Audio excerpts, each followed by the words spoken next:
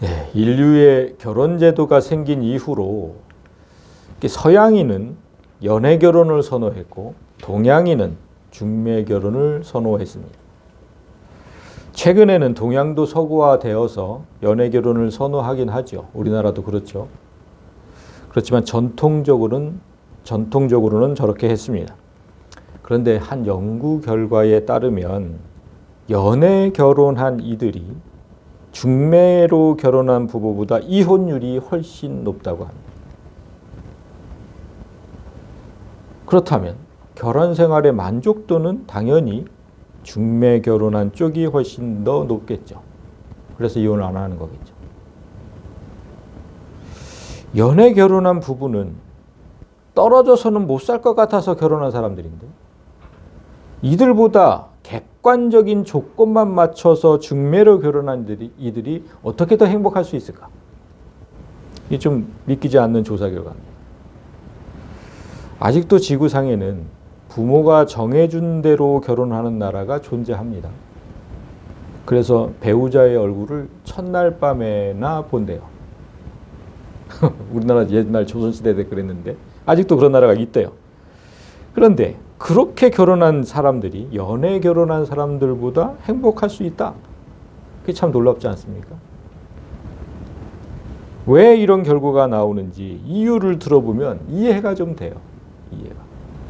먼저 연애 결혼은 오직 상대의 매력에만 중점을 두죠. 처음 상대방을 봤을 때 자신의 취향에 맞는 외모, 또 성격, 또 얼마나 공부했는지, 학벌, 또 뭐 경제적 능력, 이런 조건들의 매력을 느끼면서 좋아하게 되고 결혼을 하게 되죠. 그러나 문제는 배우자에게 느꼈던 그 매력이 영원하지는 않다는 겁니다. 금방 시들어버려요. 거의 모든 경우에 그의 매력은 작아지거나 없어지고 연애 때는 보지 못했던 오히려 좋지 않은 모습들을 자꾸만 발견될 때 속았다는 생각까지 든대요. 일반적으로 남성은 여성의 외모를 첫 번째로 봅니다. 그리고 여성은 남성의 경제적 능력을 첫 번째로 보죠. 그런데 나이가 들면서 외모는 시들기 마련이고 그 경제적 능력이라는 것도 한순간 없어지기도 하잖아요. 잘 사는 사람들이 쫄딱 망하기도 하잖아요. 그런데 잘 몰랐던 그 성격적인 결함들은 예외 없이 다 드러나기 마련이거든요. 연애 때는 보이지 않아. 콩깍지가 길어서. 근데 그게 이제 차츰차츰 드러나죠. 그래서 연애에 결혼한 사람들이 뭐라 그러냐면 마치 단점과 허물이 숨겨진 지뢰밭에서 사는 것 같다. 이렇게 고백을 한대요. 그러니까 그 단점들이 언제 어디서 터질지 모른다는 겁니다. 반면에 중매 결혼한 사람들은 상대가 어떤 조건을 갖추었는지 보다는 결혼 자체에 초점을 맞춘다고 합니다. 그러니까 결혼하는 게 목적이에요. 그냥 결혼하는 게. 그래서 물론 뭐 집안, 학벌, 경제력, 성격 등 서로에게 적절한 배우자인지 어느 정도 살펴보기는 하죠. 그런데 자기 이상형에 맞는 매력적인 배우자를 만나서 매일 꿈 같은 사랑을 하며 살아야 되겠다, 뭐 그런 생각보다는 함께 가정을 이뤄보겠다는 생각이 먼저라는 겁니다. 그러니까 상대방에 대한 기대치를 연애 결혼하는 사람들보다는 훨씬 낮게 잡으니까. 그럼 어떤 결과가 나올까? 어쩌다 상대방의 단점이 나타나도 어느 정도는 감수하려고 했기에 크게 실망하지 않는데 대신에 몰랐던 장점이 드러나면 그 매력이 한 번씩 푹 빠진대요. 또. 그러다 보니까 결혼 생활에 대한 실망감은 현저히 줄고 가정을 꾸리겠다는 생각으로 결혼한 것이기 때문에 이혼은 애초부터 꺼리는 일이니. 그렇게 되겠죠. 이렇게 결혼 생활을 이어가는 힘이 연애 결혼은 상대에게서 느끼는 저 매력이라면 중매 결혼은 가족이라는 관계 그 자체가 됩니다. 오늘 제가 말씀을 전하기 전에 연애 결혼과 중매 결혼을 이렇게 언급할 이유는 성경이 하나님과 우리의 관계를 부부의 관계로 정의하기 때문입니다. 예레미야서 3장을 보시면 여호와의 말씀이니라. 배역한 자들아 돌아오라. 나는 너희 남편이다. 남자와 여자가 결혼해서 남편과 아내가 되는 것처럼 하나님과 우리도 결혼했고 남편과 아내의 관계라는 겁니다. 그렇다면 우리는 하나님과 연애 결혼을 했을까? 중매 결혼을 했을까? 그게 궁금해지지 않습니까? 하나님과 연애 결혼한 사람들은 하나님의 어떤 매력에 빠져서 결혼한 것이 되겠죠. 그런데 중매 결혼을 했다면, 하나님과 중매 결혼을 했다면 하나님과 결혼하는 것 자체가 목적인 사람들이죠. 나는 하나님과 어떤 결혼을 했을까? 그래서 나는 지금 하나님과의 그 결혼 생활에 만족하고 있을까? 스스로 생각해보고 하나님과의 관계를 재정립하는 시간이 되길 원합니다. 그런데 오늘 본문이 있는, 오늘 호세아서 2장의 한 절을 읽었잖아요. 그 본문이 있는 호세아서 2장의 시작이 하나님께서 부부관계가 파탄났음을 선언하는 것으로 시작이 돼요. 2장 2절을 보시면 너희 어머니와 논쟁하고 논쟁하라. 그는 내 아내가 아니요 나는 그의 남편이 아니다. 그가 그의 얼굴에서 음란을 제하게 하고 그 유방 사이에서 음행을 제하게 하라. 여기서 너희 어머니 누굴까요? 하나님의 아내입니다. 그렇죠? 그는 내 아내가 아니고 나는 그의 남편이 아니라고 했으니까 너희 어머니가 하나님의 아내거든요. 그러니까 이제부터 네 어머니는 내 아내도 아니고 나는 그의 남편이 아니다 이렇게 말씀하신 거예요. 이렇게 선언하신 이유가 뭡니까? 그녀가 음란과 음행을 저질렀기 때문이다. 따라서 너희는 그 음란한 어머니와 싸우고 싸워야 한다. 이제 이 말씀이거든요. 한글이라서 이렇게 읽기는 했는데 무슨 뜻인지는 잘 모르겠습니다. 그렇죠? 너희 어머니 누굽니까? 너희 어머니가 일단 하나님께서 말씀하시는 저 어머니는 제가 계시록을 통해서 말씀드린 적이 있어요. 혹시 누군지 기억나세요? 계시록에서 어머니가 누구였는지? 이스라엘이었어요. 이스라엘. 그 왜 저기 이단 그 장길자 뭐 어머니라고 하는 그 이단이잖아요. 그 어머니 말고 이스라엘이에요. 이스라엘. 하나님께서 택하신 백성을 총칭하는 단어 이스라엘. 그렇다면 이스라엘이 하나님을 버리고 지금 다른 신을 섬겼다 지금 그래서 하나님이 노하신 거잖아요. 음란과 음행은 하나님 대신에 다른 신을 섬긴 그 단어니까. 그러면 우리에게 그런 이스라엘과 싸우라는 지금 하시는 거거든. 그런 이스라엘과 싸워라. 근데 우리는 이스라엘 아닙니까? 우리도 이스라엘인데. 그래서 지금 무슨 말씀인지 잘 모르겠다는 거예요. 그래서 이 말씀을 이해하기 위해서 본문 앞의 내용을 간단히 설명하고 가야 돼요. 호세아 선지자가 살던 시절에 이스라엘 처녀들은 결혼을 딱 앞뒀어요. 결혼 전에 바알 신전에 가서 그의 축복을 얻기 위해서 처녀성을 바치던 관습이 있었습니다. 그러니까 바알 신전에 가면 남자 창기들이 있었거든요. 그들에게 바쳤어요. 처녀성을. 왜 그런 일을 벌였냐면 바알이라는 신을 물질의 풍요를 주는 신으로 여겼기 때문이에요. 그러니까 이 세상에서 잘 먹고 잘 살기 위해서는 처녀성 따위는 상관없다. 이렇게 생각한 거예요. 그래서 아까 하나님께서 이렇게 말씀하셨잖아요. 나는 너희 남편이라고. 그러니까 이스라엘의 남편은 하나님이시거든요. 그런데 이스라엘이 바알을 남편으로 섬겼고 이스라엘의 삶을 풍요롭게 하는 것도 남편이신 하나님의 몫인데 이스라엘은 바알이라는 우상에게 풍요를 바라며 섬긴 거예요. 이렇게 하나님을 향한 모욕이 극에 달했을 때 하나님은 선지자 호세아를 불러서 이상한 명령을 내립니다. 1장 2절을 보시면 너는 가서 음란한 여자를 맞이하여 음란한 자식들을 낳아라. 이 나라가 여호와를 떠나 크게 음란하기 때문이다. 선지자는 오늘날 목사거든요. 누구보다 구별된 삶을 살아야 하는 게 목사이잖아요. 그런데 그 목사에게 음란한 여자와 결혼해서 음란한 자녀를 낳으라고 지금 명령하십니다. 그렇게 명령하시는 이유는 이스라엘 전체가 하나님을 떠나서 음란하기 때문이다. 나라 전체가 음란하다고 해서 왜 목사가 음란한 여자와 결혼해야 합니까? 그리고 백성들에게 하나님 말씀을 전하는 그 선지자잖아요, 목사는. 근데 그런 결혼을 하면 그때부터는 누가 호세아가 전한 말씀을 들으려고 하겠습니까? 제가 창녀랑 결혼하면 여러분 이 교회 다니실 거예요? 그런데 호세아가 이런 명령에 순종을 해요. 일단 3절을 보면 이에 그가 가서 디블라임의 딸 고멜을 맞이하였더니 고멜이 임신하여 아들을 낳음에. 고멜 당시에 아주 유명한 창녀입니다. 그리고 저 디블라임이라고 그랬잖아요. 디블라임의 뜻이 무화과로 만든 떡 두 개라는 뜻이거든요. 그러니까 그래서 어떤 학자들이 해석하기를 떡 두 덩어리로 관계를 맺을 수 있는 싸구려 창녀다. 이렇게 해석을 했습니다.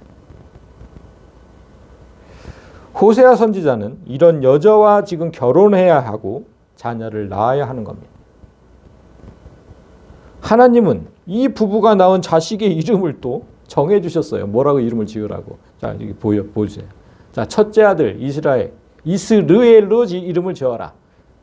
뜻이 뭐냐면 이스라엘의 멸망을 상징하는 이름이에요. 자녀 이름을 그렇게 지으래요. 첫 아들인데. 그리고 둘째 딸을 낳는데 로루하마로 지으래요. 이스라엘을 사랑하지 않겠다는 뜻이에요. 셋째 또 아들을 낳는데 로암미라고 지으래요. 이스라엘은 내 백성이 아니다 라는 뜻입니다. 세 자녀의 이름을 통해서 이스라엘은 이제 내 사람이 아니라는 사실을 만천하에 알리시는 거예요. 그런데 이렇게 단호하게 말씀하셨던 하나님께서 바로 다음 절에서 전혀 다른 상반된 말씀을 전해요. 이거 바로 다음 절이에요. 그러나 이스라엘 자손의 수가 바닷가의 모래같이 되어서 헤아릴 수도 없고 셀 수도 없을 것이며 전에 그들에게 이르기를 너희는 내 백성이 아니라고 한 그곳에서 그들에게 이르기를 너희는 살아계신 하나님의 아들들이라 할 것이라. 너희 형제에게는 암미라 하고 너희 자매에게는 루하마라 하라. 자, 여러분 히브리어에서 아까 로루하마, 로암미, 로자가 다 붙었죠? 로자는 히브리어에서 로자는 부정사예요, 부정사. 그래서 암미, 지금 암미라고 했잖아요. 암미는 내 백성이라는 뜻인데 로자가 붙어서 로암미 그러면 내 백성이 아니다 이렇게 된 거예요. 여기도 루하마 그러면 긍휼을 베풀겠다. 앞에 로자가 붙으면 로루하마 사랑하지 않겠다. 긍휼을 베풀지 않겠다. 이렇게 되는 거거든요. 음행을 저지른 이스라엘을 버리겠다고 금방 말씀하신 하나님께서 바로 또 이스라엘을 다시 하나님의 자손으로 삼을 것이다. 이렇게 되죠. 하나님의 자손으로 삼을 것이고 긍휼을 베풀겠다고 하신 거예요. 이 말씀 후에 우리가 처음에 보았던 지금 이 말씀이 나온 겁니다. 너희 어머니와 논쟁하고 논쟁하라. 그는 내 아내가 아니요 나는 그의 남편이 아니다. 그의 얼굴에서 음란을 제하게 하고 그 유방사에서 음행을 제하게 하라. 그러니까 다시 내 백성이 될 때가 있을 것인데 그 뜻이죠. 다시 내 백성이 될 그때는 음란을 저질렀던 예전의 이스라엘과 싸우고 또 싸우라는 겁니다. 그때가 되면 제발 좀 싸워라. 그 음란과. 그래서 이스라엘에 음란과 음행이라는 단어가 존재하지도 못하게 하라. 우리 이스라엘이거든요. 음란과 음행은 존재하지도 못하게 하라. 만약 그렇게 하지 않으면 그게 3절에 있어요. 내가 그를 벌거벗겨서 그 나던 날과 같게 할 것이요. 그로 광야같이 되게 하며 마른 땅같이 되게 하여 목말라 죽게 할 것이다. 하나님은 이렇게 구별된 삶을 살지 않는 성도에게 고난과 시련을 주세요. 구별된 삶을 살아야 되는데 그렇게 살지 못하면. 그런데 이런 벌을 주고 고통을 주는 게 하나님의 목적이 아니에요. 아까도 얘기했잖아요. 금방 바꾸시잖아요. 결국은 이스라엘과 다시 사는 것, 그것이 하나님의 속마음이거든요. 그러니까 바로 고쳐서 살겠다는 거예요. 그러니까 진정 사랑한다면 우리가 잘못된 길로 가는 걸 막으셔야 되잖아요. 막으셔야 돼요. 그게 이제 나와요. 하나님은 우리가 무엇을 찾아서 왜 어떤 잘못된 길로 가는지 우리가 했던 말을 그대로 얘기를 해주시는 절이 5절에 있어요. 우리가 이렇게 얘기를 했대요. 우리가 나는 나를 사랑하는 자들을 따를 거야. 그들이 내 떡과 내 물과 내 양털과 내 삼배와 내 기름과 내 술들을 내게 주었기 때문에 이렇게 얘기했다고 하나님이 콕 집어서 얘기하신 거예요. 그러니까 삶에 꼭 필요한 것들, 먹는 것, 또 입는 것, 양털 삼배, 입는 것, 그리고 즐기는 것, 기름과 술들, 즐기는 것, 이런 것들을 내게 주는 사람들, 그들이 나를 풍족하게 하고 그들이 나를 사랑하는 자 아니냐. 그러니까 나는 그들을 따르겠다. 이렇게 말했다는 거예요. 누구든지 경제적 풍요를 약속하는 사람을 따르겠다. 이런 생각은 하나님의 자녀로서는 아주 위험한 선택입니다. 그래서 하나님께서 적극적으로 막기 시작하세요. 6절부터. 그러므로 내가 가시로 그 길을 막으며 담을 쌓아 그로 그 길을 찾지 못하게 하리니. 가시와 담. 그러니까 여러분, 우리가 살면서 가시에 찔린 듯 아픈 상황이 오고 앞으로 가지 못하게 꽉 막힌 상황이 올 때 이 말씀을 기억해야 합니다. 돈을 쫓던 삶을 하나님께서 막으신 거예요. 하나님께서 막으신 거예요. 이유는 단 하나죠. 7절. 그가 그 사랑하는 자를 따라갈지라도 미치지 못하게 하려고. 그들을 찾을지라도 만나지 못하게 하려고. 그제야 그가 이르기를 내가 본 남편에게로 돌아가리니. 하나님이죠. 그때의 내 형편이 지금보다 나았음이라 하리라. 우리는 어떤 사람이 나를 도울 수 있다고 생각하고 저 사람이 날 좀만 도와주면 되겠는데. 그렇게 생각하죠. 그리고 어떤 일 하나가 저 일만 내게 좀 떨어지면 그 일 하나가 내 경제적 여건을 풍족하게 할 수 있다고 생각을 해요. 그래서 그 한 사람을 기다리고 그 일이 하루빨리 이루어지기를 기다리죠. 그런데 그 사람과 그 일은 오지 않을 겁니다. 왜냐하면 하나님이 막고 계시기 때문이죠. 막고 계시. 언제까지입니까? 언제까지? 지금 여기 하나님께서 막고 계시기 때문에 언제까지냐면 우리가 하나님께로 돌아가겠다고 마음 먹을 때까지. 그때까지 막고 계시겠다는 거예요. 그리고 내가 하나님을 의지했던 그 시절이 사람과 사업을 의지했던 지금보다 나았구나. 그 사실을 깨달을 때까지. 그때까지 하나님은 우리 모든 형편을 가시로 찌르고 담으로 막을 겁니다. 그리고 지금 우리가 가진 재산, 우리가 갖고 있는 것들 있죠, 재산. 그거 어떤 사람과 사업이 준 게 아니라고 말씀을 하세요. 그게 8절이에요. 곡식과 새 포도주와 기름은 내가 그에게 준 것이고 그들이 바알을 위하여 쓴 은과 금도 내가 그에게 더하여 준 것이거늘 그가 알지 못한다. 그가. 우리가 가진 건 모두 하나님께서 주신 거예요.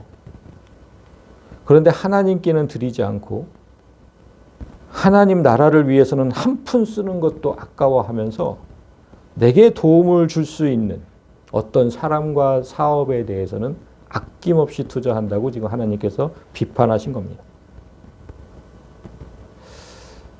하나님은 네가 그렇게 쓰는 돈 그거 다 내가 너에게 준 것인데 너희가 그걸 모른다. 그걸 모른다. 이렇게 하나님께서 주신 것을 하나님께 쓰지 않는 결과는 예상보다 무서워요. 그게 9절이에요. 내가 내 곡식을 그것이 익을 계절에 도로 찾을 것이며 내가 내 새 포도주를 그것이 맛들 시기에 도로 찾을 것이고 또 그들의 벌거벗은 몸을 가릴 내 양털과 내 삼을 빼앗으리라. 무슨 말씀이냐면 우리 그런 게 있잖아요. 아 이제 다 된 것 같아.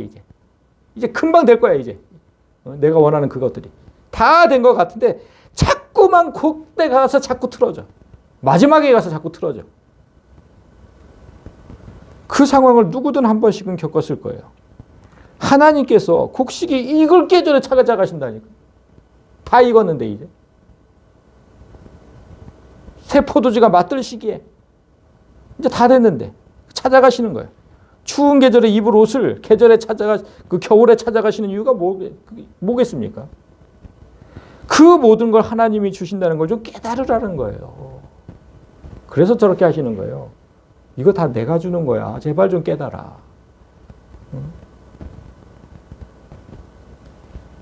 하나님께서 햇빛과 비와 바람과 뭐 그런 거 안 주시면 이런 게 나옵니까? 하나님 외에 다른 대상을 더 의지할 때 우리 삶은 더욱더 궁핍해질 거예요. 그 궁핍한 삶이 언제까지 이어지는지 13절에서 또 다시 말씀하세요. 그가 귀고리와 폐물로 장식하고 그가 사랑하는 자를 따라가서 나를 잊어버리고 향을 살르면 바알을 섬긴 그 시일만큼 내가 그에게 벌을 주리라. 여러분이 어떤 사람을 의지하고 저 바알은 그런 거예요.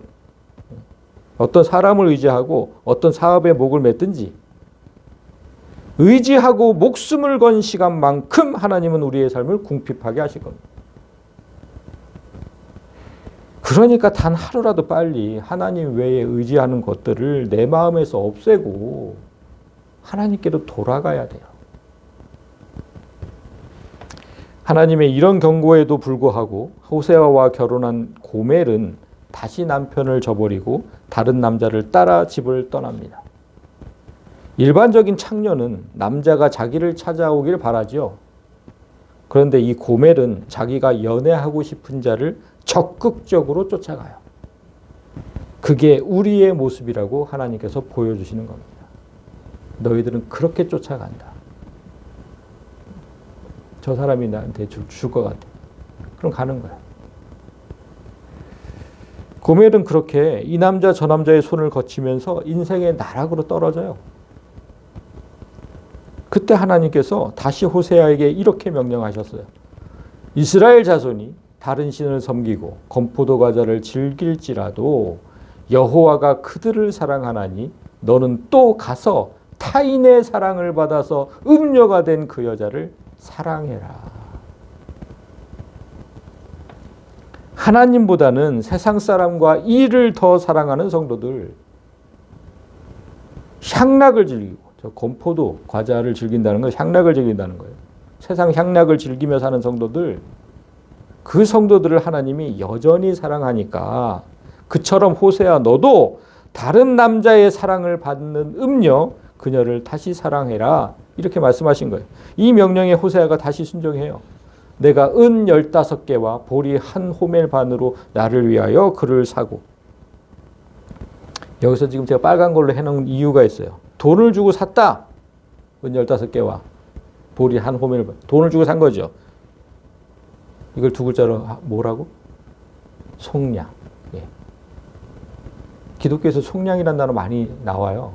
돈을 주고 샀다는 뜻이에요. 속량은. 예수께서 우리를 속량하셨다. 이때. 돈을 주고 값을 치르셨다. 값을. 그 얘기예요. 당시 노예 한 사람의 값이 은 30개였대요. 근데 노예값도 안 되는 싸구려 창녀죠. 그 싸구려 창녀를 다시 아내로 받아들이기 위해서 호세아가 은 15개와 보리 한 호멜 반을 기꺼이 치러요. 그런데 하나님은 왜 이런 일을 자꾸 호세아에게 시키실까? 호세아라는 이름에 그 답이 있어요. 여러분 제가 그때 설명한 적이 있었는데 호세아라는 이름은 여호수아와 같은 히브리어 이름이에요. 똑같은 이름이에요. 호세아와 여호수아는. 그 이름을 헬라어로 번역하면 예수가 돼요. 그래서 호세아, 여호수아, 예수는 같은 이름이에요. 같은 뜻의 이름. 하나님께서 호세아에게 창녀인 고멜과 결혼하고 다시 집 나간 아내를 재차 돈으로 사오라고 하신 이유는 예수께서 우리에게 행하실 일을 미리 보여주신 거예요. 호세아는 창녀 아내를 은 15개와 보리 한 호멜반으로 속량했죠. 그렇지만 예수님은 우리를 속량하시려고 자기 목숨으로 값을 치르셨습니다. 저거하고는 비교가 안 되죠. 오늘 우리가 읽은 한 구절이 바로 그 내용이에요. 그 날에 네가 나를 내 남편이라 일컫고 다시는 내 바알이라 일컫지 아니하리라. 하나님은 용서하기도 힘든 음란한 여인 이스라엘을 향해 다시 사랑으로 가득한 남편이 되겠다고 약속하신 겁니다. 그날은 예수께서 우리를 자기 목숨으로 속량한 날이고 하나님과 우리가 정식으로 결혼하는 날이에요. 그런데 이 한 구절에 많은 의미가 담겨 있어요. 그거 외에도 많은 의미가. 여기서 지금 내 바알 그랬잖아요. 바알이라는 단어가 무슨 뜻이냐면 여러분 고유 명사로는 바알이라는 신 있죠? 그 성경책에 자주 나오는 바알 신. 그 신 이름이에요. 신 이름이 돼요. 근데 보통 명사로 사용하면 그냥 남편이라는 뜻이거든요. 그래서 그 성경책에서 바알 신을 섬길 때 남편으로 섬긴다는 거예요, 그게. 그리고 지금 남편으로 지금 번역된 저 빨간 거, 남편으로 번역을 했죠? 그 단어가 뭐냐면 이씨라는 단어예요. 첫 번째 뜻이 남자예요, 남자. 그 CCM 있죠? 이씨가 이샤에게 뭐 그런 CCM이 있어요. 남자가 여자에게. 뭐 청혼 내용이 있는 것 같은데 뭐 그런 노래가 있어요. 그러니까 이씨라는 말과 이 바알이라는 말은 같은 남편이라는 뜻이 있죠. 그런데 차이가 있어요. 같은 남편이 아니에요. 이씨는 여자의 남자라는 뜻이 있으니까 여자의 상대적 의미로 동등성을 함유한 단어예요. 남자와 여자가 동등하다. 동등성을 함유한 배우자로서의 남편. 그 이씨예요. 그런데 바알은 여자를 소유하는 자로서 법적 권리를 가진 남편. 그 남편을 의미해요. 그렇다면 하나님의 이 말씀은 무슨 뜻일까? 예수 그리스도께서 우리를 속량하시는 날 하나님은 우리와 다시 부부의 관계를 회복하시는데 아내 위에서 군림하는 남편이 아니라 친밀한 사랑을 나누는 동등한 부부로서의 관계를 세워가겠다는 말씀입니다. 여러분 지금 이게 얼마나 놀라운 말씀인지 깨달아야 돼요. 이스라엘이 애굽으로부터 탈출한 이후에 그러니까 우리가 세상에서 이 교회로 온 날 그게 애굽에 탈출한 날이죠. 애굽으로부터 탈출한 이후에 그들은 끝없이 우상을 만들고 섬겼어요. 그때부터 이스라엘과 하나님과의 관계는 간음한 아내와 남편의 관계예요. 남편이 있는데도 여러 남자와 간음한 아내를 친밀한 사랑으로 동등한 관계로 다시 받아들이겠다는 그 말씀이거든요. 그런 남편은 세상 어디에도 없어요. 그런 남편이 어디 있어요? 여러 남자와 바람피고 하는데 친밀한 관계로 동등한 관계로 다시 받아들여?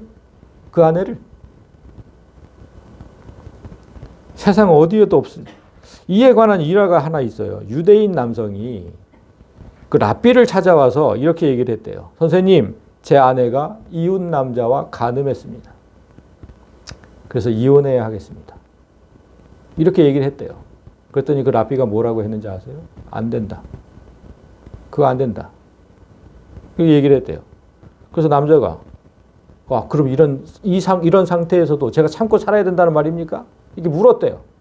그때 랍비가 뭐라고 했는지 아세요? 아니, 참고 살라는 게 아니라 왜 이혼을 하냐? 그냥 죽여야지. 이렇게 얘기를 했다는 거예요. 유대의 랍비가 잔인한 게 아니에요. 하나님의 법이 그렇게 되어 있습니다. 누구든지 남의 아내와 간음하는 자, 곧 이웃의 아내와 간음하는 자는 그 간부와 음부, 그러니까 남자 여자 똑같이 반드시 죽일지니라. 간음한 남녀 다 반드시 죽여라. 그러니까 하나님을 배신하고 간음한 이스라엘은 이혼해야 하는 대상이 아니라 사형해야 하는 대상이에요. 하나님이 만드신 법이잖아요. 하나님께서 사형까지 집행하지는 않는다 하더라도 다시 아내로 받아들이고 예전처럼 사랑하는 건 참으로 어려운 일이에요. 그런데 하나님은 간음한 아내를 받아들인 것만 아니라 이씨 곧 친밀한 당신이 되어주겠다고 하신 거죠. 바람난 아내를 구박하고 굴림하는 그런 바알 남편이 아니라는 거예요. 그런 남편이 되지 않겠다.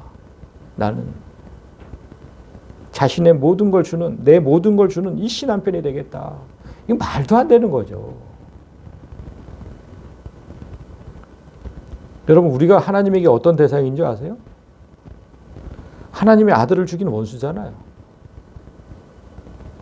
하나님 아들을 벌거벗겨 놓고 침 뱉고 채찍으로 때리고 나무에 달아 죽인 그 원수거든요.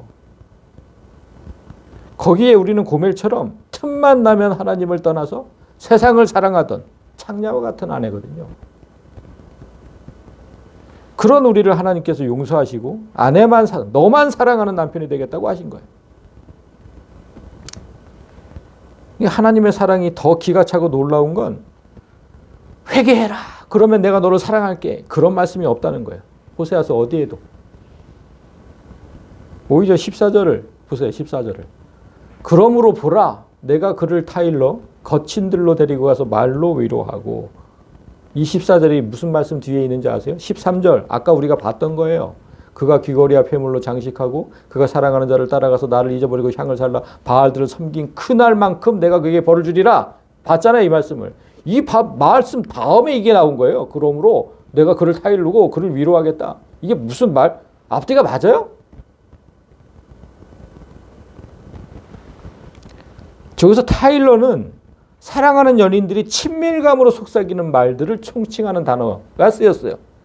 그러니까 분노해도 시원치 않을 판에 사랑으로 토닥거리겠대요. 하나님께서. 그러지 마. 왜 그래? 그러지 마. 하시겠대요. 그리고 저 거친 들은 바로 이스라엘 출애굽 때의 광야를 말하거든요. 즉 첫사랑의 자리로 데려가서 순수한 첫사랑을 다시 시작하겠다는 겁니다. 그리고 15절을 보세요. 거기서 그 첫사랑이 시작되는 거기서 비로소 그의 포도원을 그에게 주고 아골골짜기로 소망의 문을 삼아 주겠다. 하나님과의 순수한 사랑이 시작되는 그곳에서 하나님은 우리에게 기업을 주신다고 약속하셨어요. 그러니까 하나님의 사랑이 먼저예요, 여러분. 내가 진짜 기업을 받고 싶다면. 그리고 고통과 사망의 골짜기. 저 아골골짜기는 고통과 사망의 골짜기 대명사거든요. 그 골짜기를 소망의 문으로 바꾸어 주실 거예요. 내 삶이 지금 어려워요? 고통스러워? 그걸 소망과 기쁨의 문으로 삼아 주시겠다. 약속하셨어요. 호세아서에 기록된 하나님의 사랑은 이 세상에서는 볼 수 없는 참으로 어떻게 보면 바보 같은 사랑이죠. 그렇게 사랑하는 사람이 어디 있어요? 우리가 무슨 짓을 해도 하나님은 조건 없이 우리를 사랑하시고 끝까지 놓치지 않겠다고 하시는 진짜 바보 같은 사랑. 아까 말씀하셨듯이 비록 우리가 잘못된 길을 갈 때 잠시의 시련은 주셔요. 그렇지만 다시는 잘못된 길로 가지 못하도록 온갖 방법을 동원해서 막고 또 친밀한 사랑을 나누는 남편이 되어주겠다고 약속하시고 그런 사랑은 이 세상 누구에게도 찾을 수 없습니다. 그렇다면 이제 서두에서 얘기했던 두 가지 결혼을 다시 생각해 보겠습니다. 여러분은 이렇게까지 우리를 사랑하시는 하나님과 연애 결혼을 했습니까? 중매 결혼을 했습니까? 하나님과 연애 결혼한 사람은 하나님의 큰 능력을 보고 이 출애굽 때 그런 게 많았지요. 홍해가 갈라지고 만나와 메추라기가 떨어지고 불기둥 뭐 구름기둥 뭐 그런 하나님의 큰 능력을 보고 그 매력에 홀딱 빠져서 결혼한 사람이 연애 결혼한 사람이에요. 그러니까 나에게 건강을 주시고 사업을 흥하게 해주시고 자식을 인류대학에 합격시켜 주시고 사람들에게 당한 억울한 일을 시원하게 풀어주시고 갑자기 닥친 환난에서 구출해 주시는 그런 하나님을 보면 너무나 좋죠. 행복하고. 정말 매력적인 하나님으로 다가와요.